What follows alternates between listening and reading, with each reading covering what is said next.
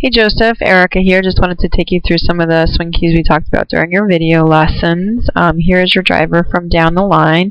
You can see that your takeaway looks pretty good. It's on plane. The club face looks like it goes back square. And then as you get back to about here in your swing, you start to change your posture and stand up. You can see your head raising and your spine raising up, so it's not matching the tilt of that upper yellow line that I had drawn against your back to start with. So now you're standing more at a vertical angle, and your shoulders also reflect this because they are very horizontal at the top of your swing, so they're not matching your original spine tilt, which would in turn then look more like this.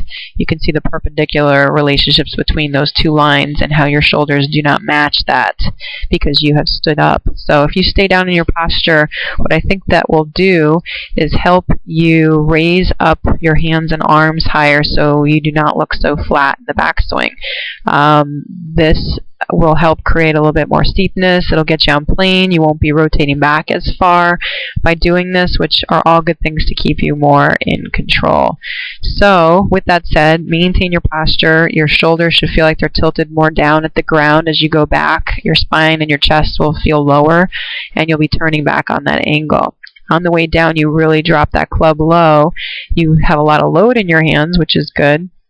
But to recover from that very flat takeaway, you then generate a lot of lag and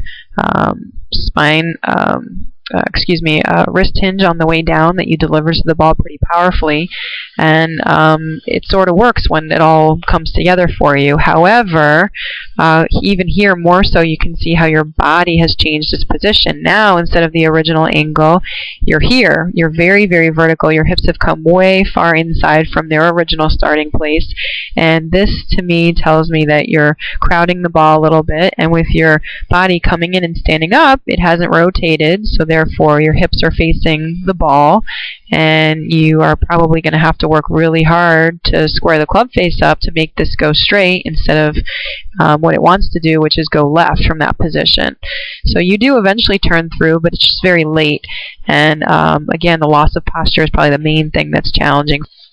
A couple last notes, and I'll play it for you again a couple times here. Watch your alignment. Your shoulders and your club face look fine at address from this angle, but your toes are too staggered, closed, and that's going to also make it harder for you to turn through like we have talked about in your downswing. So backswing, get your spine to stay down so that your hands have a better chance of going up, which would be a better swing plane. Then on the way down to the ball, you want to focus on, again, staying down in your posture, chest down, hips back. This will allow the right leg and hip to clear. You're going to feel like the right leg is probably straightening back more, and by you staying down in your posture, that should allow your position to improve so that your hands don't have to flip over as much to correct for what your body is not doing. From the front, I think your swing looks pretty good. The thing that I think is most obvious is the backswing position. It looks like you're really wound up and the club is very low behind your neck, and so that reflects the flat swing plane and probably over rotation of the body. You don't have to go back that far, you just have to maintain your width. So because you've lost your posture, your front right shoulder gets a little bit high, so we want to see that tilt down to the ground a little bit more.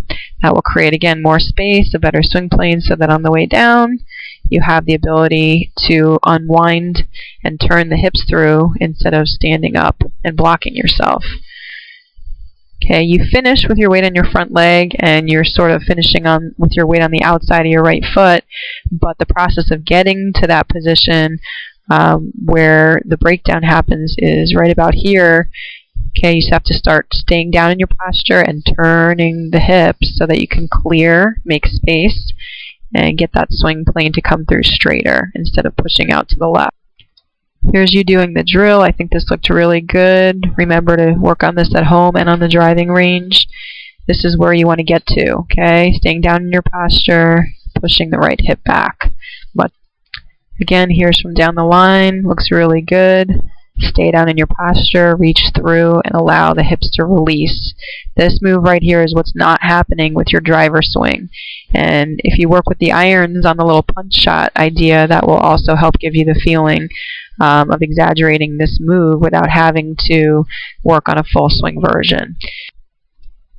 Here's our friend Aaron Baddeley from the front. As a righty, you can see he loads up. He has a flat backswing, but the way he explodes through the ball with turning and clearing those hips really makes a difference in the way he can get through it. You can see the solid left foot and left leg on the downswing. And from the front, down the line, you can see again here, he's got his arm in line with his shoulders, but his tilt is down towards the ball. So therefore, he's creating a better swing plane and a better chance for him to approach the ball with good angles so that he can clear his body and come in nice and straight through.